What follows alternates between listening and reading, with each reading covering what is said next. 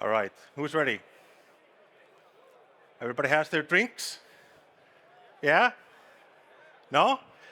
You should get drinks. You don't have to shush, it's fine. This is going to be quite the contrast change from the previous talk, so don't worry about it.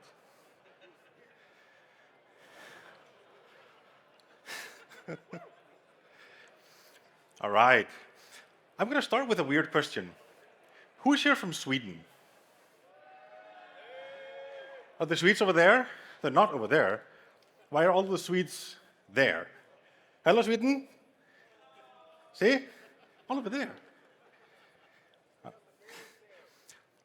Good. All right. I have a very important question that's actually not very important because this talk is a nerdy obsession I need to get out of my brain, and you're going to have to love that. Because the question is Icelandic just Nordic plus ur? I have a very, very high Icelandic accent, right? All right. So this is me. This is my face. I'm a professional keyboard typer, so you should trust me. And I'm my name on most platforms. So if you want to yell at me, you can. And people do. People do yell at me, so please take me up on that. Now, you might know me for making silly videos on the internet about the Nordics. Who has seen my silly face on the internet? That's too many. No. I'm sorry. I will call to fix the algorithm. It's okay. We will get this fixed. Good. You might also know me for making silly programming conference talks. For example, when I flew to Australia to teach people how to cheat at video games. So that was a talk you can see on the internet. So I thought, can I make a programming talk at a conference that was both? There was a silly programming talk and also a silly Nordic talk. So I hope you will indulge me. Don't worry, this won't take long. And the thing with programming conference talks is that they can be thought as living on a certain spectrum.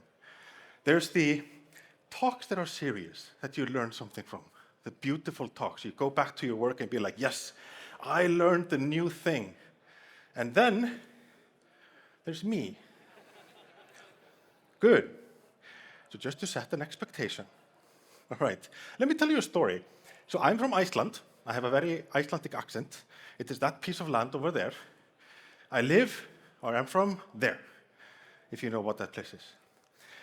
I lived there most of my life. There I am, in my football uniform when I was skinny. And it's a great place to grow up in, when you're not being interrupted by volcanoes. Yes. But in 2014, I moved to Sweden. This bit of land. There they are, all over there. I love you, Sweden. You're wonderful. Yeah, and I lived right there, in Malmö. Hey, there we go. Like how it's split over there.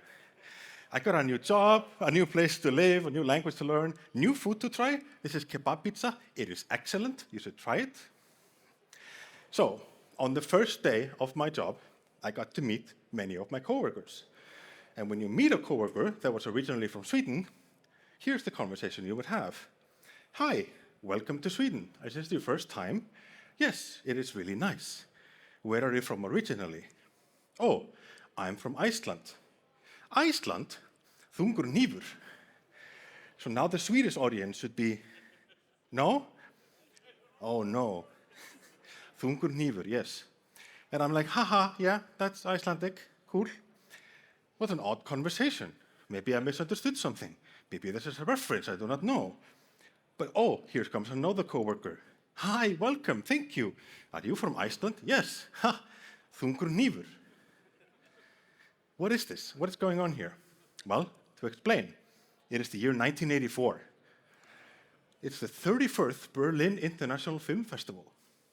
And it features a lot of interesting movies. For example, the winner of the Golden Bear, a movie called Love Streams, directed and starring John Cassavetes, just a few years before his passing. Apparently an excellent movie. I did not watch it. It's on my list. But in another room, there was a special screening, an Icelandic movie called When the Raven Flies. That's a very intense person with a bow. Good. It's a movie about Vikings. Not the Hollywood kind, but more rougher, bloodier movie. It's not a movie you would show your kids. And a movie that attempts to answer the question, what if Sergio Leone or Akira Kurosawa made a movie about exiled Viking raiders? Cool, right?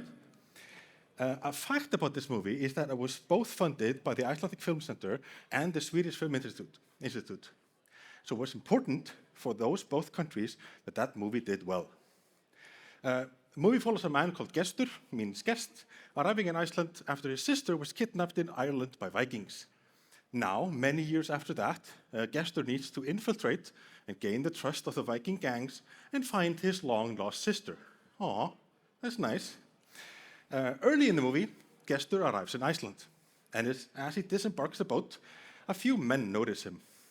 They find his reasons to be there kind of suspicious, and they decide to intimidate him by throwing a knife at him next to the wall where he stands. He pulls the knife from the wall, and the following exchange happens. Þungur hnífur. See? They do get it. Þessi hnífur á að vera þungur. Supposed to be heavy. Intimidation. Vikings. Not with horns. Good.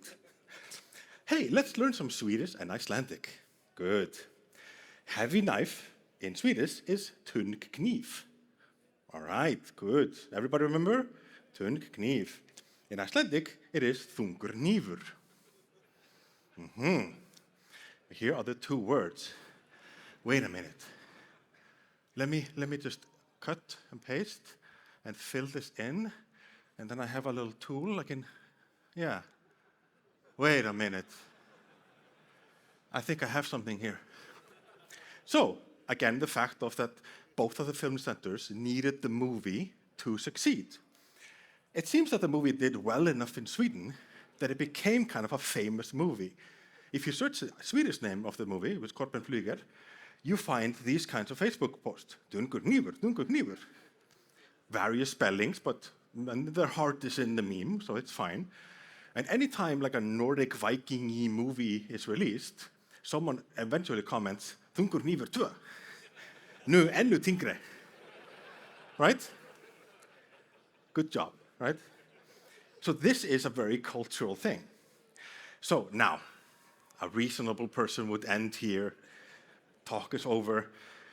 Swedish people think Icelandic, it's just their language plus an ur at the end. Mostly due to a Viking movie they saw as impressionable youths. Anyway, back to work. A slightly more scholarly person might take this a bit further. Well, these two languages are related. Icelandic is an insular language based on Old Norse. Swedish and Icelandic are both in the North Germanic tree, and it splits a bit, but they are very common and have common traits.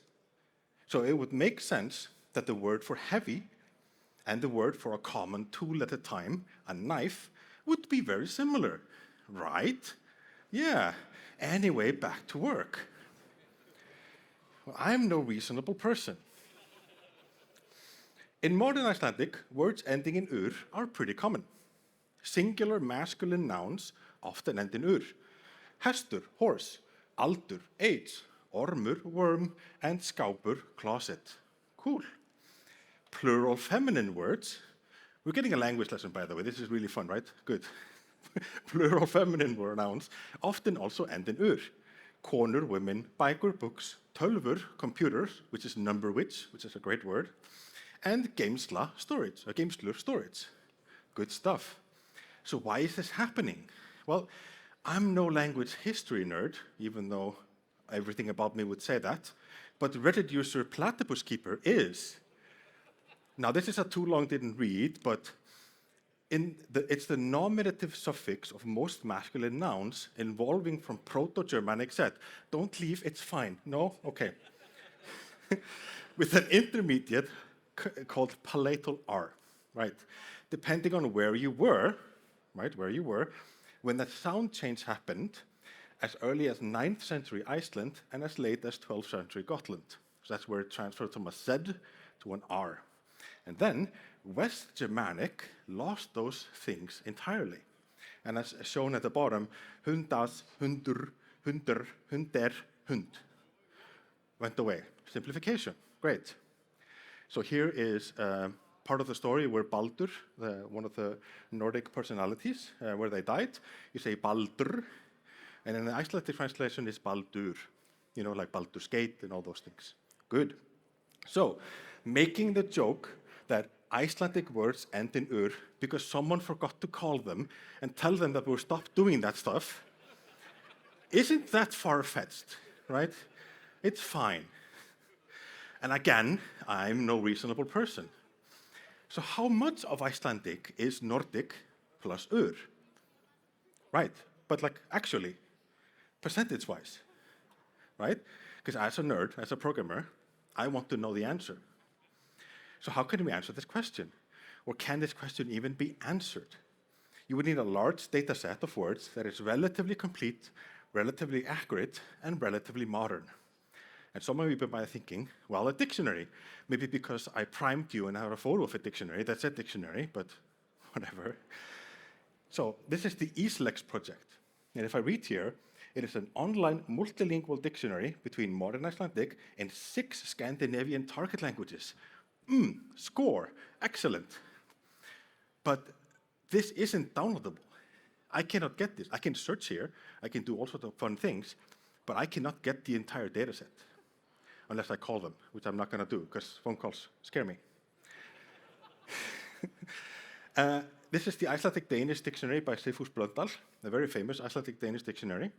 And if you know Icelandic, it says there on the side, a digital dictionary. Cool. Again, score, we're in. No, they mean that they scanned it, they digitized it. I mean, again, this is an important project.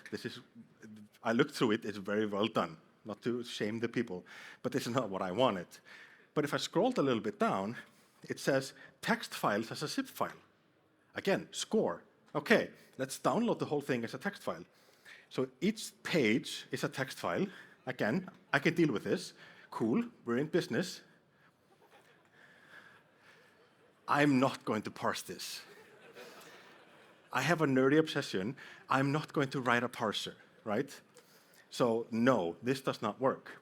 And what I found, I looked for other dictionaries, looked more online and yada yada, and what I found is that you need to be downloadable, parsable, and complete. Pick 2.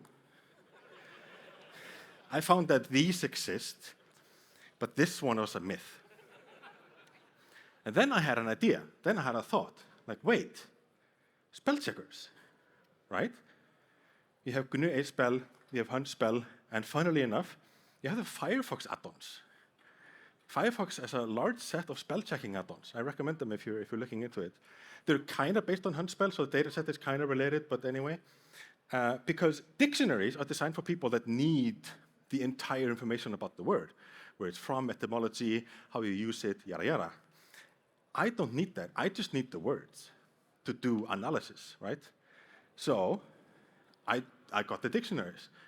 A little tangent. People often joke that Iceland is tiny. I mean, okay, fine, we are. We are bigger than Denmark land size-wise, so you can have that.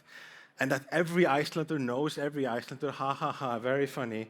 And yes, we're not that many, and no, we don't know every Icelander. But the person who made the Icelandic dictionary is an old school friend of mine. So it's not helping my case. Anyway. Fun fact, the Firefox dictionaries are just zip files, and in the zip files is just a dictionary. It's just a list of words. So if you want a list of words, you can go get that. It looks like this. So again, not to shame my lovely Finnish people, you're not on the same tree, so you don't count in this sense. I still love you. But here are Icelandic, Danish, Bokmål, Nynorsk, and Swedish. This is the results from the Firefox dictionaries. This is the result from the Hunt spell dictionaries. Sweden, what's going on at the end? This is at the end of the dictionary. I do not know what's going on there. Anyway, one thing with the Hunt spell dictionaries is they have sort of metadata after each word, but that's very simple. You write some Python, you have an F-ur into a line-sur, and for every line-ur, you line-ur splittur, into resultur. And then you clean it up. Good. The A-spell dictionaries are about the same. It's kind of boring. I just want to say that this is Nynorsk, and it's almost 1 million words that I found amazing. And that actually messes with my data set. I adjust with that later, but don't worry about it. But impressive, Norway. Well done. So now I have those 3 data sets. They're cleaned up, big text files. Everybody's happy. And it's time to merge them together into an awesome robot amalgamation that's not supposed to be merged together, right? So I wrote some Go. I was told that this conference was about like all languages, so I just, okay. So and again, I have an Osur open filer, and I have a filer closer, I have a buff IOR new scanner, and I have a map setter, which is a set of words. So I just read the word, clean it, and put it in the map setter. Good. Oh, good, you're liking this. And then for every data set I have, I just call that function. Because if there's duplicates, it's a set, it doesn't matter. I have one set at the end, and then I do a formatur printer at the end. Yes. Fun fact about Go, you can rename the imports. So I have a formatur, osur, stringsur. I mean, that's fun. So for some stats, I have 200K Icelandic words, about 400 to 600K, and then of course bókmál was 1 million. And of course, Norwegians have to be the biggest and the best and whatever. There we go. So the Swedes over there, Norwegians over there, this is all working here, good stuff. Since we have a bunch of numbers, a bunch of words, sorry, let's do some statistics. So what's some PHP? Again, this is language for all, conference for all languages, yes? PHP people, yes. So I have a wordsur and an exploder and a stringlenur and fun stuff. Very simple. So, longest word. In Nynorsk, it's a fish resource preservation organization. One thing about the actually people that are going to be here, yes, these are all Germanic languages. Yes, you can just create words. But it's the longest word in the dictionaries, so fine. And for Danish, it's a double taxation treaty. All right? For bókmál, it's an information sharing organizations, I think. For a lot of these, I ask people what they mean, so you can make fun of me. For Icelandic, it's a North Atlantic Marine Mammal Council. Of course, like, it's a treaty for one languages, but it's a fishing thing for Icelandic, of course.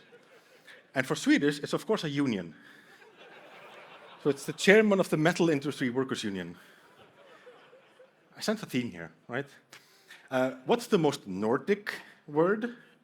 So I took all the fun Nordic letters and put them in an array, which is called, of course called Nordic letterur. I have a function that just counts. You give it a word and it tells you how many Nordic letters are in the thing. And then I just go through all the things and like, hey, it's a max. Who has the most Nordic? So what word has the most of those Nordic letters? So this, by the way, this is TypeScript, or actually bun TypeScript. If any bun people? Silence. Bun is good, but it's, yeah. So what is the most Nordic word, right? And in Nynorsk is the work environment questions. It's 3 letters that are the Nordic ones. I found very strange. In Danish, it's testing tools. Any Danish testers? There we go, there they are. For Swedish, it's improvement actions. Good. For bókmál, it's statement year. Yeah? I love that one. And for Icelandic, it's a democratic society. Lýðræðis þjóðfélag. It's full of those Nordic letters, right? Beautiful. Cool. But okay, enough fun. Enough haha. Serious business. So, find a word in the Icelandic list that ends in ur. Remove the ur. Normalize the word. You'll see the normalize function a bit later. Try to find this word in the other dictionary, right? If it's a hit, +1, then how many of those are in that dictionary, right? Simple enough. Profit. Good. So what's some rustur? Any Rust people? Over there. So there we go. So not Swedish. So Swedish, not Rust. Okay, good. This is kind of boring. It's filer, buffer reader. I have a B-tree set, which is great. I'll show you why it's great to use a B-tree set. But otherwise, I'm reading the line. I have a function called word -ur, which removes the ur and also normalizes. You'll see the normalize function in a bit. But for the other language, I do the same, except I don't remove the ur. So it's the Rust library called dunicode, which is very nice. So if you have the Icelandic thorn, it turns it into a th. If you have the with the strike through it, it turns it into an o, just to normalize things, because languages are sometimes slightly differently written. And this is why I use the bit reset. I could just call intersection. On the million set of the Norwegian words which are Icelandic, it runs immediately. So bit reset, very good. For Danish, so Icelandic has 14,000 ur words. The total words in Danish are about 400K, and 900 are the same. This does not bode well for a funny joke. No. So Icelandic has 14,000 words that end in ur. It's not even a percent in each language. Oops. Okay, bye. No. Fun thing, Nynorsk is the highest, and apparently Nynorsk is supposed to be closest to the Old Norwegian, which is Old Norse, which is Icelandic derived from, so makes sense in that sense. Good. But this only counts for the exact matches, even after deUnicodification, which is Phil's favorite Red Hot Chili Peppers album. And if you remember, if we go back to our original example, tun kniv, þungur hnífur, those words wouldn't match, because the thorn would be turned into a th, and knife is spelled differently. So even in our original case, we went down this rabbit hole of like, oh, programmer, I'm going to do the thing. I didn't catch the base case, right? So lesson 1, no, I'm kidding. So yeah, the thing I said. But again, we're programmers. I went down the programming path, but that's not what would happen, right? A Nordic person would look at Icelandic text, see an ur, look at the prefix and be like, huh, I recognize this. It's fine if it's spelled a little bit differently, but that's okay. So they would not care or look for linguistical perfection. They would just see, hey, I know this. This is my language. So 6.2% of Icelandic words end in ur. If we take this into account, so we then have 3, 1, and 2% of the other languages. So about 2%. That is about 2% of the other data sets. Okay. Again, Norwegian was kind of weird, and Icelandic was kind of low. So let's say 5%. Which means that if you see a page of Icelandic text, 6% of those words would end in ur, and 5% of those words would be words that you would recognize in your own language. A page has 350 words on average, so you'd have 21 words ending in ur, which means that for every page that you read, there would be one word that you recognize. And I was so happy that that number came out as 1. I'm like, it's going to be a low thing. Like, no, there's going to be a word. So if you read some Icelandic text or you look at some Icelandic text, you're going to recognize something. So yes, given a page of Icelandic text, you would get the feeling that, hey, I know this, I recognize this. So as a test, just before I came on stage, just before I exported my files, I went to a news website and found an article about a documentary about a Icelandic football team, a documentary that's going to happen. So this is Icelandic, and I highlighted all the ur here. We have Atlavik and Atlavíkur. Norwegians would recognize that. But the interesting thing is, you would say at the bottom, stoltur. There we go. Be like, yeah, I'm proud. I'm proudur of the thing, right? So this is my face. Thank you, bye.